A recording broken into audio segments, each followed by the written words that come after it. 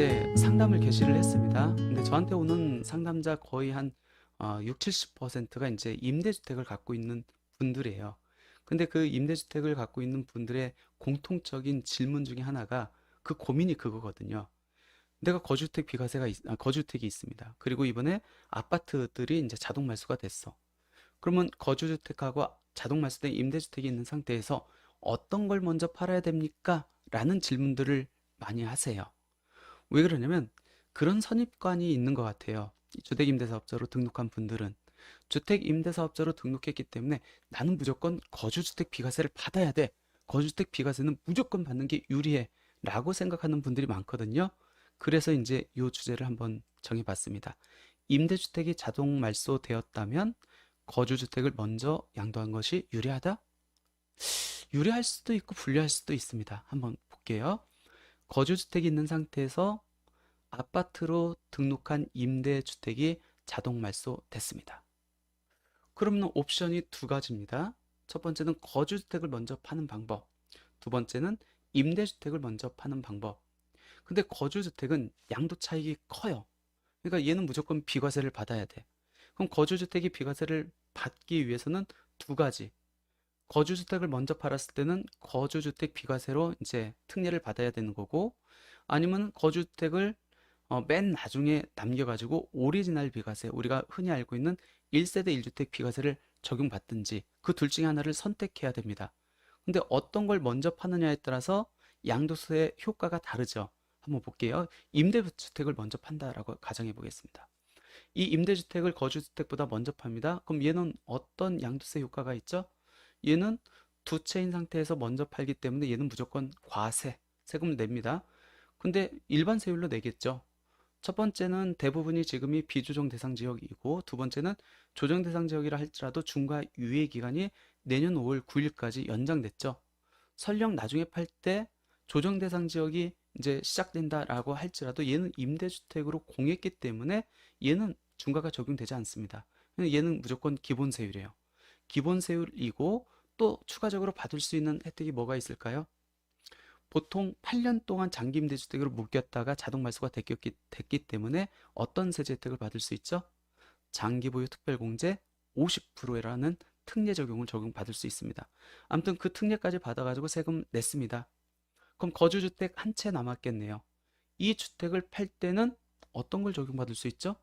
양도일연재 한 채이기 때문에 우리가 알고 있는 1세대 1주택 비과세, 제가 흔히 말하는 오리지널 비과세를 받을 수 있습니다. 그럼 임대주택 세금 내고 거주주택은 오리지널 비과세로 세금을 내면 됩니다. 그럼 이제 거꾸로 순서를 가볼게요. 임대주택이 자동 말소되고 거주주택을 먼저 양도합니다. 그럼 어떤 거 받을 수 있다고요? 거주주택 비과세 특례. 근데 몇 년 안에 팔아야 되죠? 자동 말소로부터 5년 안에 팔아야 됩니다. 그럼 얘를 먼저 팔았습니다. 그러면 자동 말소로부터 5년 이내에 양도했기 때문에 거주주택 비과세 특례 전체 양도 차익에 대해서 비과세 적용. 그럼 임대주택이 이제 한 채 남았습니다. 양도일연재 얘도 한 채예요. 원칙 이 임대주택도 1세대 1주택 비과세를 적용받을 수 있는데, 문제는 거주주택을 양도한 이후의 양도 차익만 비과세가 되겠네요. 그러니까 거주주택 양도일 이전의 양도 차익은 과세, 거주주택 양도일 이후의 양도 차익은 비과세.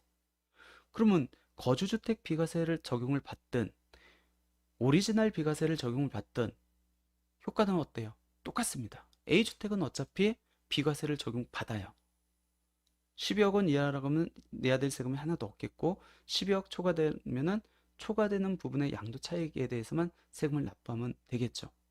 그러면 거주택 비과세하고 오리지널 비과세가 똑같으면은 그럼 뭐가 뭐 아무거나 팔아도 되지 않습니까? 라고 생각할 수 있는데, 어디에서 영향이 있죠? 임대주택에서 영향이 있죠. 왜?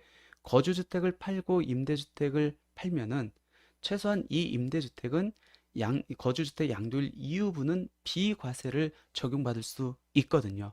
그러니까 세금적인 면에서 따지면은 굳이 두 개를 비교하자면은 어떤 게 더 낫다는 거예요? 거주주택을 먼저 팔고 임대주택을 파는 게 더 낫다는 겁니다. 근데 사람들이 여기 이제 포커스가 맞춰지다 보니까 무조건 거주주택을 이렇게 먼저 팔아야 되고, 그러다 보니까 5년 내 무조건 팔려고 가진 고민들을 많이 하는 것 같아요. 근데 생각을 해보세요. 거주주택은 여러분들이 살기 좋았기 때문에 계속 거주하고 있는 거거든요. 또 계속 살고 싶어 하는 주택이에요. 그러면 내가 이 거주택 이후의 양도 차익에 대한 비과세만 포기하면은 내가 임대주택을 먼저 양도해도 되잖아요.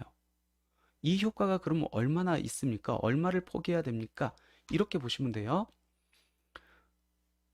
이 임대주택을 양도했었을 때 양도 차익이 이 취득일부터 양도일까지 이렇게 구성되겠죠? 그리고 만약 이 임대주택을 팔았을 때 비과세 받는 폭을 계산한다면 이 부분이에요. 왜 그렇죠? 거주주택 양도일 이후에 발생한 양도 차익. 그러면 이 양도 차익은 어떻게 계산하죠? 전체 양도 차익, 즉 내가 취득한 금액에서 내가 판 금액, 이게 전체 양도 차익이겠죠? 이 전체 양도 차익을 기준 시가로 안 분합니다. 시가가 아닌. 근데 아파트이기 때문에 기준 시가가 뭐죠? 주택 공시가격이에요. 그러면 양도일 현재 주택 공시가격분의 취득일 현재 공시가격, 그러니까 전체 양도 차익에 대한 공시가격 갭분의 거주주택 양도일 이후의 공시지가, 그리고 취득일 현재 공시지가, 그렇게 하면은 과세되는 양도 차익이 나오겠네요. 그리고 나머지가 비과세되는 양도 차익이겠네요. 결론적으로 비과세되는 양도 차익은 어떤 차이에서 결정되는 거죠? 거주주택 양도일과 임대주택 양도일의 주택 공시가격 차익에 따라서 결정됩니다. 그러면 내가 거주주택을 팔았어요. 그 이후에 주택 공시가격이 별로 큰 폭으로 뛰지 않는다. 그럼 비과세대 적용받을 수 있는 양도 차익이 그리 크지 않다는 겁니다. 그런 경우에는 내가 굳이 살고 있는데 거주주택을 미리 양도할 필요가 있을까요? 없을까요? 없죠.